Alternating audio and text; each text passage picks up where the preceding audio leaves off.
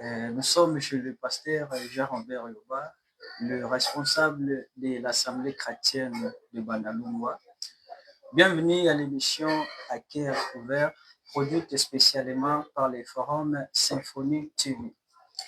Aujourd'hui, nous recevons un homme de Dieu, pasteur Jean-Robert Yoba, un serviteur fidèle dans les messages du temps de la fin, pour aborder un thème d'actualité, le rôle du pasteur dans la préparation de l'épouse en ces temps de la fin. Révérend pasteur Jean-Robert Yoba, à travers cet échange sincère, nous allons explorer son appel, sa vision, son combat et son espérance pour l'épouse de Christ. Et au cours de cette émission, nous allons aborder trois points. Nous allons commencer par l'appel. Révérend Jean-Robert Yoba, shalom. Shalom, bien-aimé Alexis. Amen. Amen.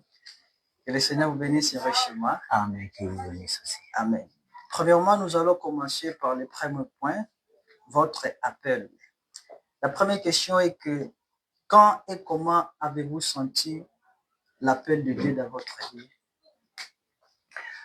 Oui, ma vie semble être un peu étrange parce que depuis que je suis né, quand j'étais encore très jeune, ma mère était déjà partie. J'avais encore 5 ans. Je suis resté avec mon père et mais marâtre parce que mon père était polygame. Alors, je menais une vie un peu difficile. Mais dans cet âge-là, quand j'étais encore jeune, je voyais des visions. Je voyais l'enlèvement. Je ne savais pas. Qu'est-ce que c'est? Je suis en train de voir comment je suis en train de voler, partir dans les airs comme ça. Qu'est-ce que cela veut dire? Et souvent, quand je grandissais avec les amis, je menais une vie de leader. Parmi les amis qu'on avait grandi ensemble, nous, on répétait tout ce que les prêtres faisaient. Parce que j'étudiais dans une église catholique. Et on imitait tout ce que les prêtres faisaient. Quand on va dans une messe, aller à l'école, à notre retour, c'est moi qui dois être le prêtre. Je dois enseigner la parole de Dieu aux autres, à mes amis. Je sentais cet appel-là. Dans mon cœur, je voyais qu'un jour, je serais prédicateur. Et ça commençait à rôder, à tarauder mon cœur. J'étais jeune, mais j'aimais le Seigneur. Vraiment, je l'aimais beaucoup. Vraiment, révérend. Est-ce qu'on peut aussi sentir l'appel de Dieu par les songes, à travers les songes? Dieu aussi peut vous parler concernant votre appel? L'appel peut venir par les songes, mais l'appel est dans votre propre cœur. C'est vous qui sentez cet appel-là. Vous êtes contraint de sentir quelque chose. Il faut trouver un endroit où se débarrasser. Donc, c'est ça l'appel de Dieu. Okay. Alors, quels sont les premiers défis lorsque vous avez accepté cet appel, l'appel de Dieu? Bon, j'ai accompagné les amis quand je me suis fait baptiser.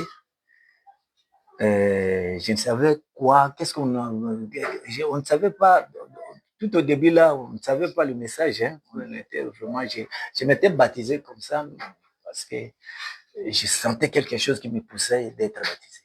Et quand on m'a baptisé, nous sommes arrivés là où on était parti parce que je quittais ici pour le village. Et quand je suis arrivé, la première personne que j'avais rencontrée était vraiment quelqu'un qui était baptisé avant moi. Lui avait au moins des racines sur ce message. Il a commencé à nous parler du message. Mais nous, on était là dans la logique de Sangomalam. Mais lui, nous parlait du message. Non, le prophète a dit, commençait à lire quelques brochures. À ce temps-là, on n'avait pas de brochures. Nous n'avions que des cahiers. Et souvent, quand on rencontre quelqu'un avec une brochure, on prend les cahiers, nous faisons des copies. Et souvent, il nous parlait du message. Et quand on a commencé l'église chez nous, chez moi à la maison, Dans les premières années-là, nous, on a commencé l'église dans notre maison, ma propre maison, la maison de mon père. Et on a commencé l'église là. Il y avait des gens qui venaient, des frères qui venaient prêcher. Moi, j'étais là assis. Mais mon cœur me disait qu'il faut que je prêche l'évangile.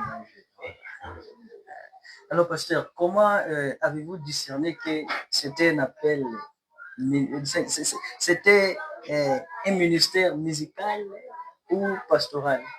Bon, j'avais pas ce ministère-là musical. Moi,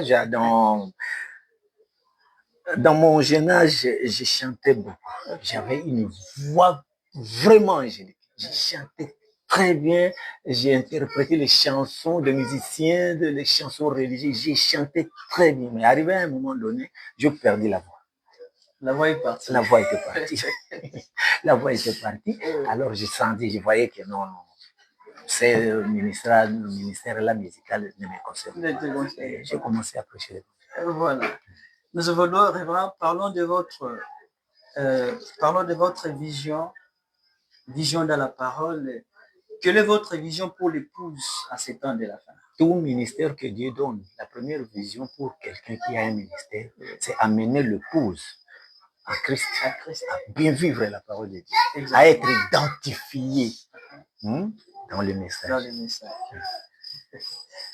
C'est ça la vision. C'est ça la vision. Et alors, que cherchez-vous à transmettre à travers vos prédications? Moi, je n'ai pas de prédication. Ce sont les prédications du prophète. Le prophète a été inspiré par Jésus, par Dieu, qui rassemble son épouse. Nous, nous sommes là que pour relayer avec nos ministères ce que Dieu veut de son épouse. Les auxiliaires de Malachie 4. Exactement. Alors, quel est le rôle de la jeunesse joue-t-elle dans votre vision? Dans ma vision, la jeunesse, si un lendemain, c'est la jeunesse qui va prendre la relève. Il faut que la jeunesse, cette jeunesse-là, soit modèle. Il faut que la jeunesse reçoive la parole, qu'elle pratique la parole, qu'elle soit la parole. Parce que demain, c'est elle qui va prendre la relève. C'est ça ma vision. Il faut que la jeunesse, vraiment, s'y imprègne. Voilà. Alors, nous allons aussi parler des combats. Parce que avant de commencer une chose, et il y a toujours des combats partout. Et révérend, quels sont les plus grands obstacles que vous avez rencontrés dans votre ministère? Il y en a multiples. Et ça continue toujours jusqu'à aujourd'hui. Ça ne va pas s'arrêter parce que c'est jusqu'à la fin. Hein? C'est l'enlèvement qui va nous séparer de ces obstacles-là. Il y en a beaucoup.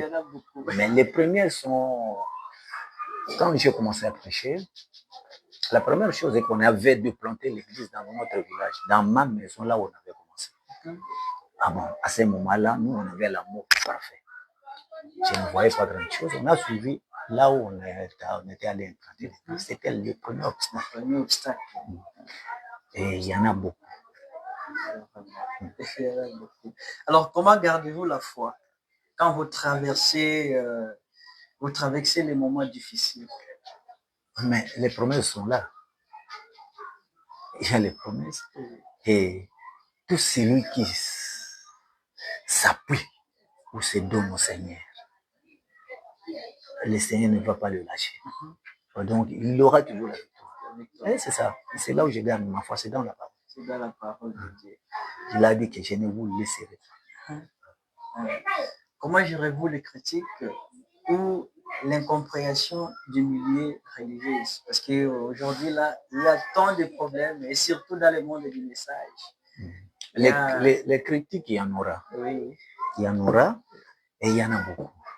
On peut vous critiquer, on peut vous calomnier, on peut parler du mal en vous, mais c'est la vie des chrétiens. C'est ça, commencé par notre Seigneur Jésus-Christ. On a, comme Paul a dit, dans l'étape présent de mon ministère, il dit, il était avec les Onésime et tous ceux qui étaient avec lui.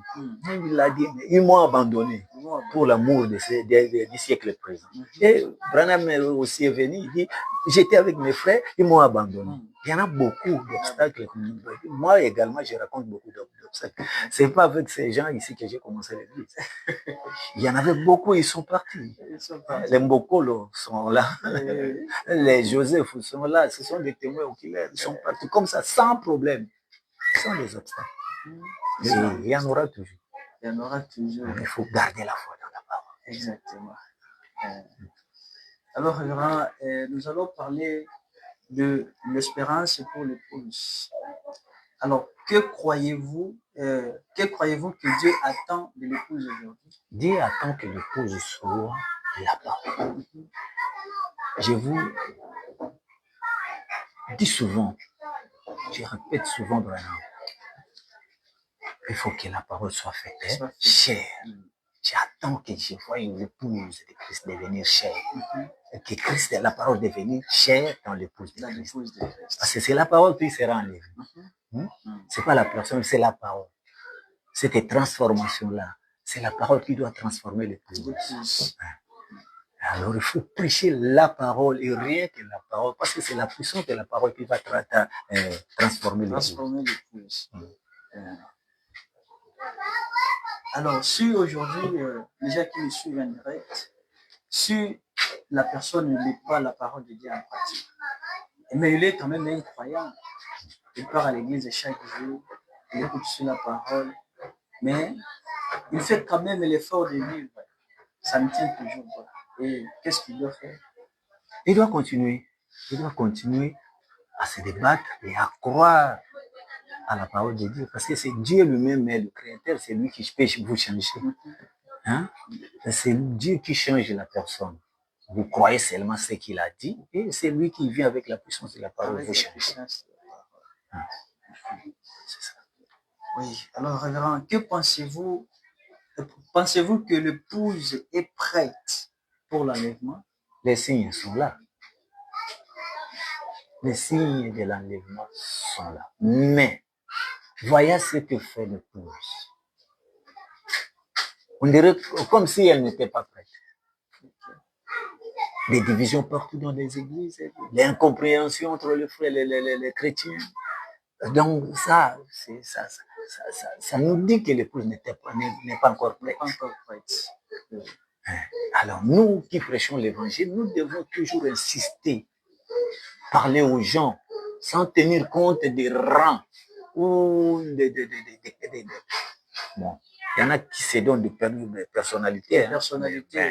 Nous, on ne peut pas craindre la personnalité, on craint la parole. C'est ça, des évêques. Des évêques, des archibishops, des leadership. Oh, il y a beaucoup. Tout ça, il y en a beaucoup, mais nous, on ne craint pas. Oui, on doit toujours prêcher la parole pour ramener l'épouse à croire, à prendre cette parole, parce que c'est notre dernier menu, hein, notre dernière nourriture. Ce qui doit nous transformer pour aller à l'enlèvement. Okay. Oui, révérend, nous avons eu quelques questions d'un frère Manassé depuis l'Afrique du Sud. Il nous a dit ceci. Révérend, quel danger menace cette unité du corps à l'ère actuelle? Ça, c'est sa première question. Sa deuxième question, il a dit, quel est le lien entre l'église épouse et le troisième point? Bon, la première question, le danger, c'est quoi? Le danger, c'est en ces temps où nous vivons, c'est un temps difficile. Le temps est vraiment tellement jaloux que le diable déploie tout ce qu'il a pour chercher à éteindre le feu du réveil. C'est ça le danger. Alors, l'épouse doit veiller à ce que ce fait-là ne soit pas éteint. Il doit veiller comment? L'épouse doit veiller comment? Avec l'esprit que Dieu donne à chacun de nous. Parce que le Saint-Esprit qui doit contrôler ce qu'on nous prêche. C'est le Saint-Esprit qui doit contrôler. De peur que le diable ne vienne à nous prêcher quelque chose. C'est le Saint-Esprit qui doit contrôler. Et Dieu donne cette partie, sa partie du corps dans son épouse, afin que l'épouse ait une capacité de discerner ce qui est faux Et ce qui est ce qui est vrai. oui.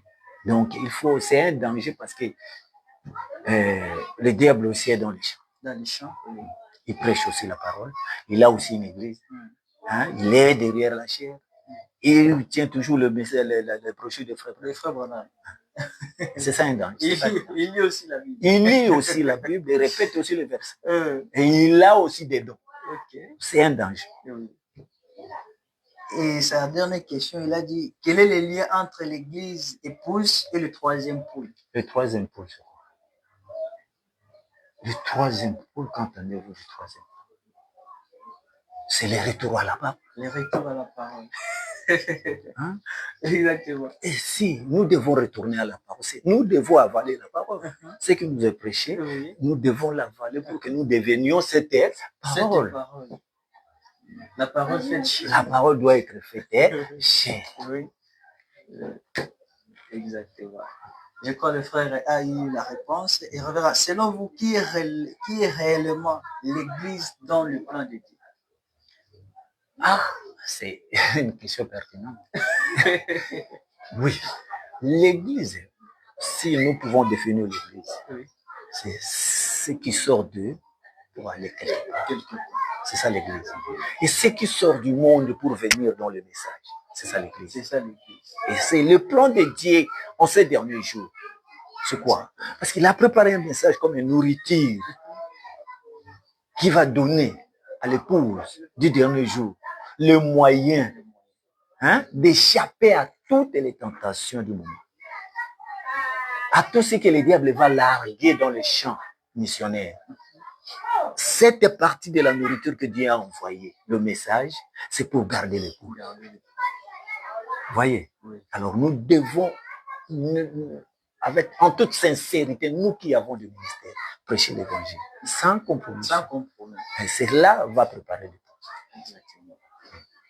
Alors, que direz-vous à un croyant qui nous écoute en direct, qui doute de sa place dans ce corps? S'il y a des doutes, qu'on se les demande. Un croyant ne peut pas douter de sa position dans le corps de Christ. Oui. On doit assumer, on doit savoir si l'on est où. Parce que Frère Branham dit dans qu'est-ce que le Saint-Esprit? Personne ne peut pas avoir le Saint-Esprit et avoir des doutes qu'il a reçu ou non. Hein? Vous devez être sûr qu'on a laissé cette foi-là que vous avez déjà reçu le Saint-Esprit. Ah, voilà. Donc, révérend, quelle est votre vision pour préparer l'épouse à la maison? Ma vision est de prêcher la parole. C'est ça ma vision. Je prêche la parole. Je ne prêche que ce que Branham a prêché. C'est ça ma vision. Rien que répéter les messages. Il faut répéter les messages. C'est ça l'essentiel. Non. Il ne faut pas argumenter sur le message. Oui. Répéter ce qui est dit dans les bandes. Ce qui est dit dans les bandes. Révérend, quel message adressez-vous à ceux que nous suivons en direct, à ceux qui se relâchent dans leur marche avec Dieu? Bon, qu'ils lui reviennent. Le temps est jaloux. Et il y a une ligne de démarcation entre la grâce et la perdition. Vous voyez? Donc, qu'il lui revienne vite. Parce que nous attendons Dieu, nous attendons la lumière. Qu'il lui revienne. Merci beaucoup, révérend pasteur Jean-Robert Yoba.